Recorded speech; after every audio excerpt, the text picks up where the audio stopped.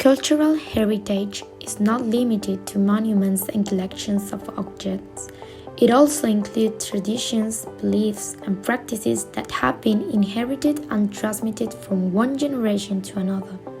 This is what is known as intangible cultural heritage. However, what does it really mean for us? My mother told me. My grandparents were farmers and lived in a small village belonging to the municipality of Lurin. I remember that one night when I was no more than 5 or 6 years old, I saw how my grandfather was busy bringing tools and making some arrangements.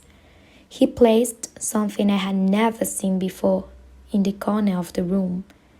My childish eyes looked astonished, and I asked him, "Grandpa, why do you have such big forks and spoons?" My grandparents started laughing, and I didn't understand anything. My grandma, a great storyteller, came and told me, "These forks and spoons are for the threshing giant." Apparently, next to the farmhouse, there was a giant they had to feed, and he had such a big mouth that he needed that cutlery to do it. I was so scared that I had to sleep with my grandma that night, but the next morning I found out that what my grandfather was preparing and seemed to be gigantic forks and spoons were actually pitchforks and wooden shovels which were used to winnow the wheat from the chaff. The threshing season had begun, and I was able to watch and enjoy the whole process. At that time, there was not as much agricultural machinery as there is nowadays, so it was carried out as it was done centuries ago, with the mules dragging the threshing drum on the threshing floor, crushing the grain.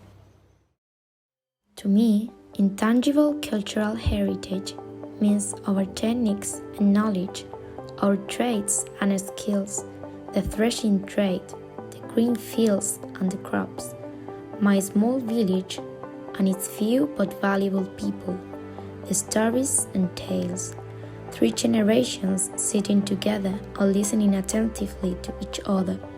It's my granny, my mother, and me among other emotions and feelings.